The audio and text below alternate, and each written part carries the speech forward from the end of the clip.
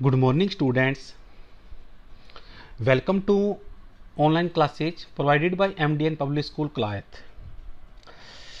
आज का जो हमारा टॉपिक रहेगा प्लस टू क्लास हिस्ट्री में लेसन नंबर 8 का लेक्चर 5 है। ये आज हम पढ़ेंगे इसमें कि मुगल काल में जंगलवासियों का जीवन कैसा था, जंगलवासियों का जीवन कैसा था और उसमें किस तरह के परिवर्तन आ रहे थे।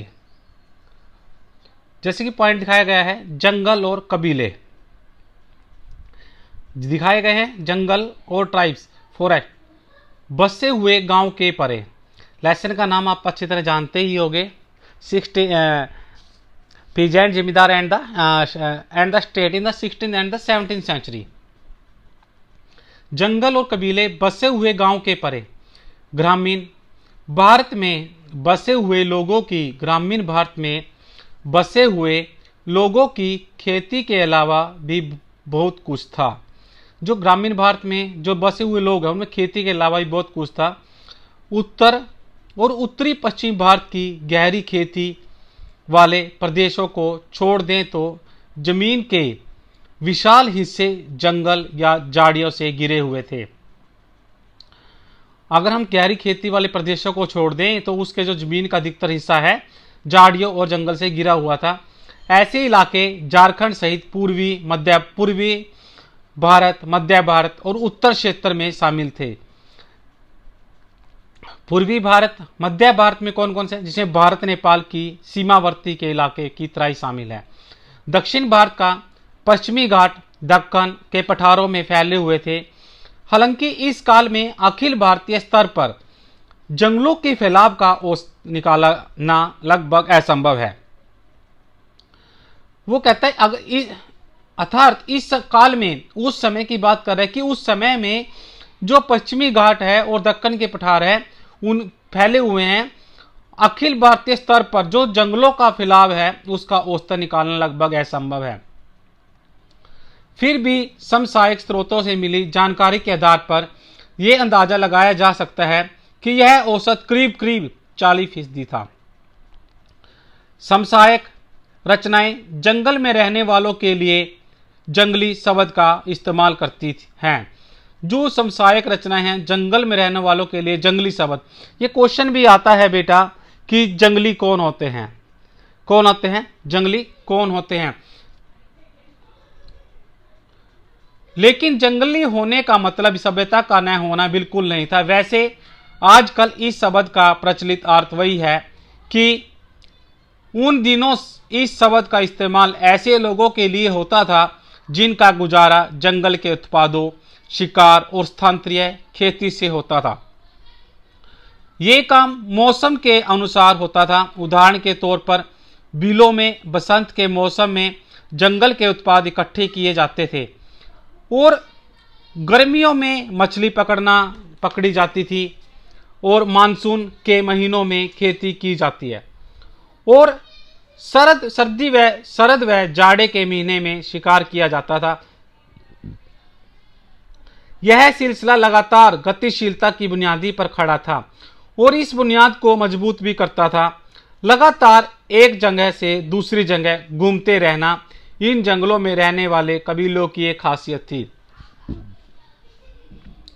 क्वेश्चन आता है कि इन कबीलों की क्या खासियत थी बेटा। इनकी कबीलों की एक खासियत थी, जो ट्राइब से घूमते रहते थे जंगलों में, एक स्थान से दूसरे स्थान पर घूमते रहना। जहां तक राज्य का सवाल है उसके लिए जंगल उल्ट फेर वाला इलाका था, बदमाशों को शरण देने वाला अड्डा। इसको अंडरलाइन कर लें, जो ये है बदमाशों को शरण देने वाला अड्डा क्या कहलाता है, मेवास। क्वेश्चन में पूछा जाता है एक मेवास किसे कहते हैं, अर्थात बदमाशों को शरण देने वाले अड्डे को। एक बार फिर हम बाबर की ओर देखते हैं जो कहता है कि जंगल एक ऐसा रक्षा कवच था जिसके पीछे परगना के लोग कड़े विद्रोह हो जाते थे, कि जिसके पीछे परगना के लोग कड़े विद्रोह हो जाते थे और कर अदा करने से भी मुकर जाते थे। नेक्स्ट पॉइंट है जंगलों में घुसपैठ। जंगल में बाहरी ताकतें कई तरह से घुसती थी। मसलन राज्य को सेना के लिए हाथियों की जरूरत होती थी। मसलन से राज्य को सेना के लिए हाथियों की जरूरत होती थी, इसलिए जंगलवासियों से ली जाने वाली पेशकश में अक्सर हाथी शामिल थे। मुगल काल, मुगल राजनीतिक विचारधारा में गरीबों और अमीरों सहित साथ जुड़ते हुए राज्य के गहरे सरोकार का एक लक्षण था। क्या था? शिकार अभियान। दरबारी इतिहासकारों की माने तो शिकार अभियान के नाम पर बादशाह अपने विशाल साम्राज्य के कोने कोने का दौरा करता था। इस तरह अलग अलग इलाकों के लोगों की समस्याओं और शिकायतों का भी व्यक्तिगत रूप से गौर करता था। दरबारी कलाकारों के चित्रों में, जो दरबारी होते कलाकार के चित्रों में शिकार का विषय बार बार आता था। इन चित्रों में चित्रकार अक्सर छोटा सा एक दृश्य डाल देते थे जो सद्भावनापूर्ण शासन का संकेत देता था। परगना। परगना क्या था? मुगल प्रांतों में एक प्रशासनिक प्रमंडल था।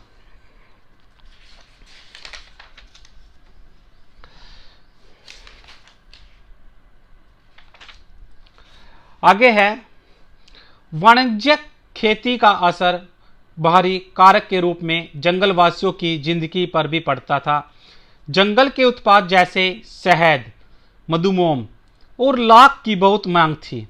लाख जैसी कुछ वस्तुएं तो 17वीं सदी में ही भारत से समुद्र पार होने वाले निर्यात की मुख्य वस्तुएं थी।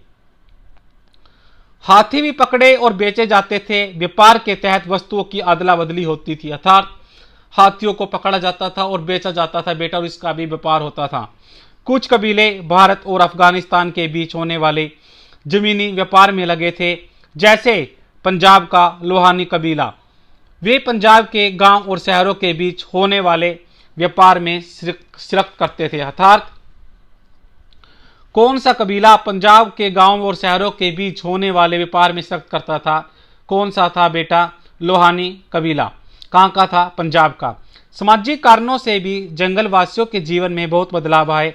कबीलों के भी सरदार होते थे। बहुत कुछ ग्रामीण समुदाय के बड़े बड़े आदमियों की तरह।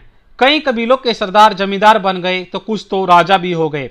ऐसे में उन्हें सेना खड़ी करने की जरूरत हुई। उन्होंने अपने ही खानदान के लोगों को सेना में भर्ती किया या फिर अपने ही भाई बंधुओं को सैन्य सेवा की मांग की।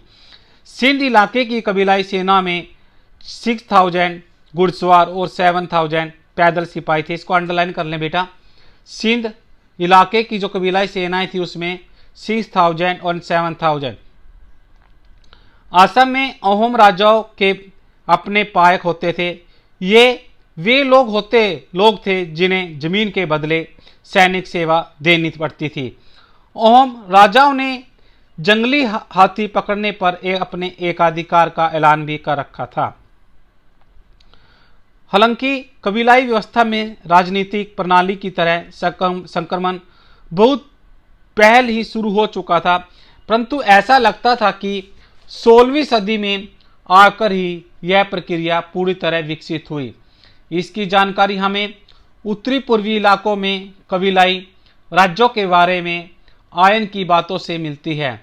उदाहरण के तौर पर 16वीं-17वीं सदी में कोच राजाओं ने पड़ोसी कबीलों के साथ, जो कोच राजा थे, उन्होंने जो उनके पड़ोसी थे कबीलों के साथ एक के बाद एक युद्ध किया और उन पर अपना कब्जा जमा लिया। जंगल के इलाकों में नए सांस्कृतिक प्रभावों के विस्तार का भी शुरुआत हुई। कुछ इतिहासकारों ने तो दरअसल यह भी सुझाया कि नए बसे इलाकों के खेतिहर समुदाय ने जिस तरह धीरे धीरे इस्लाम को अपनाया है, उसमें सूफी संतों ने भी एक बहुत बड़ी भूमिका अदा की है। बेटा क्वेश्चन आता है, मुगल काल में जंगल वासियों का जीवन कैसा था? उसे में किस किस तरह के परिवर्तन आ रहे थे? लेक्चर 5 है। एक छोटा सा पहरा बुक में दिया हुआ है आपके, इसको देखते हैं एक बार। देखें, पहाड़ी कबीलों और मैदानों के बीच व्यापार लगभग 1590। इंपॉर्टेंट क्या है इसमें? एक डेट जो इसका सन दिया गया है, this is the very important 1595 की क्वेश्चन आता है, पहाड़ी कबीलों और मैदानों के बीच व्यापार कब से होना? 1595 से। रीड कर लेते हैं। अवध सूबे, अवध सूबे का अर्थ है आज के उत्तर प्रदेश का हिस्सा के मैदानी इलाकों और पहाड़ी कबीलों के बीच होने वाले लेन देन के बारे में अबुल फजल ने कुछ इस तरह लिखा। अबुल फजल कौन सी पुस्तक थी, कौन सी लिखी है अबुल फजल ने? अकबरनामा, हमने पढ़ी थी पहले भी, याद रखो एक बार। आप जो भी कोई छोटी मोटी हिस्ट्री में बातें आती है उसको रिपीट करते रहें। उत्तर के पहाड़ों से इंसान मोटे मोटे घोड़ों, बकरी की पीठ पर लाद कर बेशुमार सामान ले जाते थे। सोना, चांदी, सीसा, कस्तूरी, शहद, चूक, अनार, मोम, ये बहुत सारी चीज़ों का नाम दिया गया है और अन्य वस्तुएं थी। इसके बदले वे सफ़ेद और रंगीन कपड़े, कहरूबा, एक पीला बुरा धातु जिसे गहने बनाए जाते थे। कहरूबा क्या है बेटा? एक पीला बुरा धातु जिससे गहने बनाए जाते थे। नमक, हींग, गहने, शीशे, मिट्टी के बर्तन वापस ले जाते थे। इंपॉर्टेंट ऑफ द सन 1595, फिर एक बार रिपीट कर रहे हैं बेटा, आप इसको अंडरलाइन भी कर लिया है, आप इसको राइट भी कर लें। Thank you, have a nice day.